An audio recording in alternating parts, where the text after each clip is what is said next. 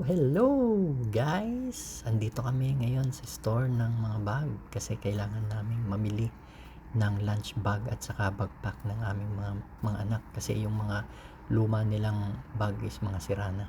Ayan po, tingnan ninyo yung meron mga ang cute na bag, may mga backpacks. Ayan, namimili na yung mga anak ko. Kaso, hindi sila makapili sa dami ba naman nitong pagpipilian.